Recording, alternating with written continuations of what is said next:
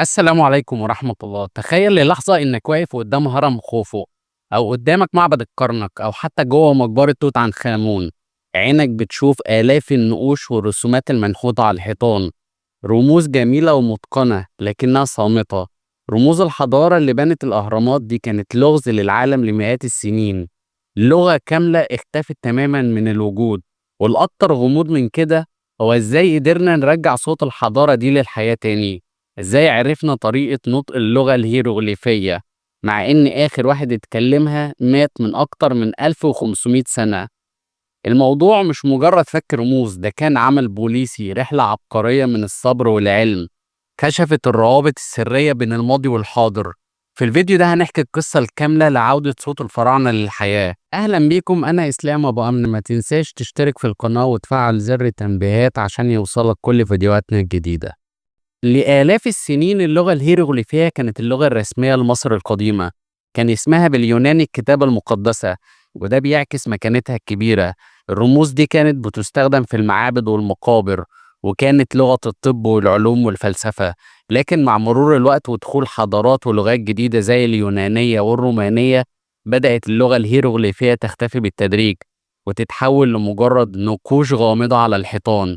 في سنة 394 ميلادية اتكتب آخر نقش هيروغليفي معروف، ومن بعدها الصمت سيطر على اللغة دي.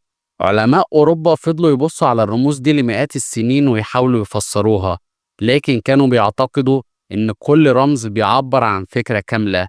يعني رسمة عصفور معناها تحليق أو نور أو حرية، وما كانوش يعرفوا إنها عبارة عن حروف وأصوات بتتجمع علشان تكون كلمات. الفلاسفة اليونانيين والرومان كتبوا عن اللغة الهيروغليفية وقالوا إنها لغة رمزية سرية، وده خلى الأجيال اللي بعدهم يصدقوا المعلومة دي ويضلوا الطريق. اليأس كان بيسيطر على المؤرخين لأنهم كانوا بيشوفوا آلاف النصوص على الحيطان، عارفين إن جواها كنوز من المعرفة عن تاريخ أعظم حضارة في العالم، لكنهم كانوا عاجزين تماما عن فتحها. الوضع ده فضل قائم لحد ما القدر لعب دوره في سنة 1799 أثناء الحملة الفرنسية على مصر. جندي فرنسي اسمه بيير فرانسوا بوشار كان بيحفر في مدينة رشيد، ولقى حجر غريب. الحجر ده كان عليه نفس الكلام مكتوب بثلاث لغات مختلفة. الحجر ده اللي اتسمى حجر رشيد كان بمثابة الكنز المفقود. كان عليه مرسوم ملكي من الكهنة بيمجد الملك بطليموس الخامس، ومكتوب باللغة الهيروغليفية، واللغة دي موتيقية وهي لغة مصرية قديمة أبسط، واللغة اليونانية قديمة. اليوناني كان هو المفتاح السحري، لأن العلماء وقتها كانوا بيعرفوا يقرأوه كويس، فبقى عندهم نص يوناني كامل وقدامه بالظبط النص الهيروغليفي.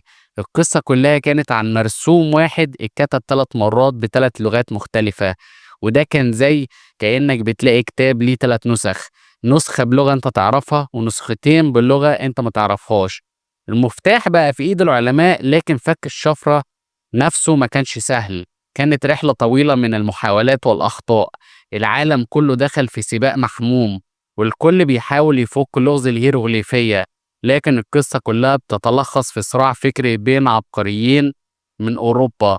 عالم إنجليزي اسمه توماس يونغ، وهو عالم عبقري في الطب والفيزياء، وعبقري فرنسي اسمه جان فرانسوا شامبليون، هو عالم لغة فرنسي كان عنده شغف غير طبيعي بمصر القديمة. توماس يونغ كان أول واحد يوصل لاكتشاف حاسم.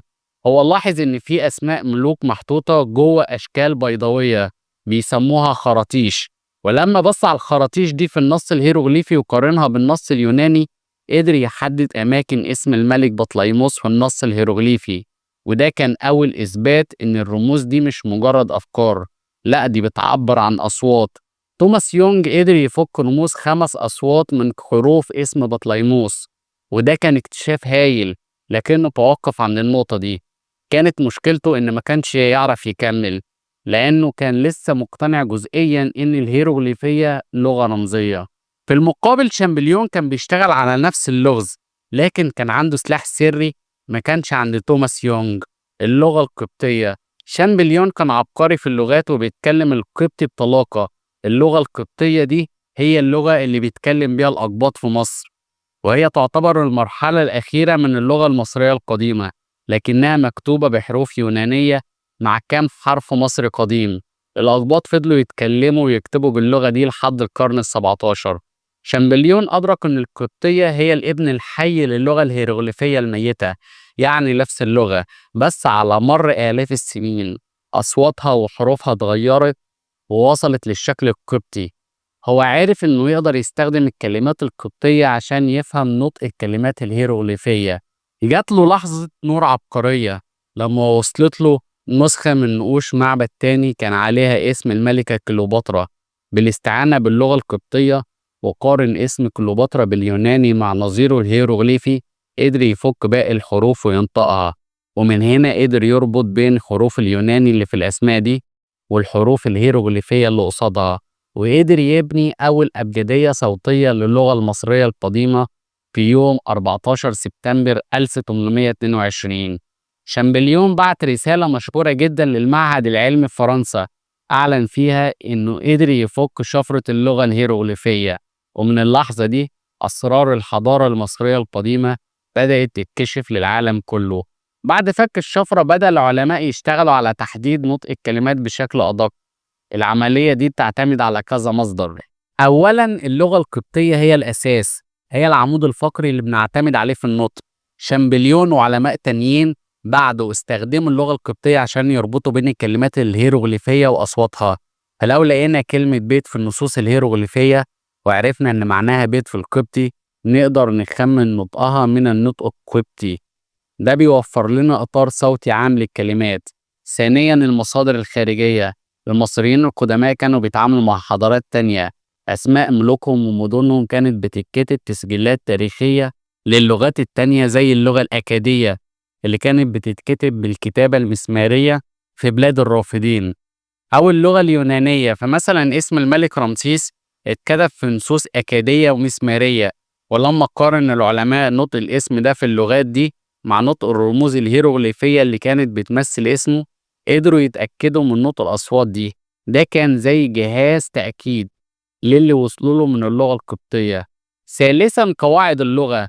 علماء اللغة بيستخدموا قواعد اللغة عشان يستنتجوا أصوات الكلمات.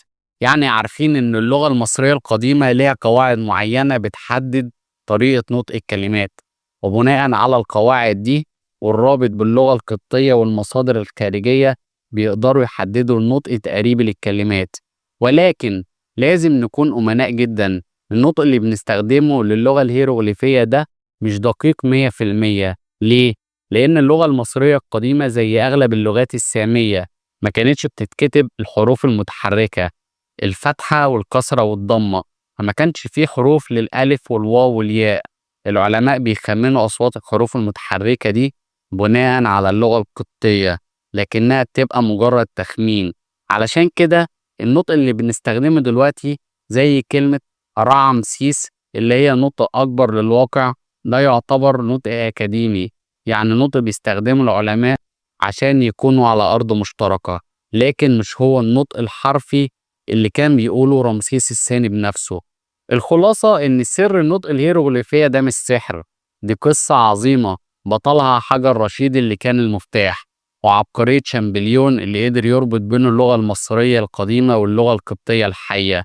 القصة دي بتثبت إن المعرفة اللي عندنا دلوقتي عن الحضارة المصرية القديمة مش مجرد رموز وحكايات، دي حقيقة ليها تاريخ وليها صوت، والصوت ده قدرنا نرجعه للحياة بفضل صبر العلماء وجهودهم في فهم اللغة من أهم لغات العالم القديم، وخصوصا اللغة القبطية اللي كانت بمثابة الجسر بين الماضي والحاضر.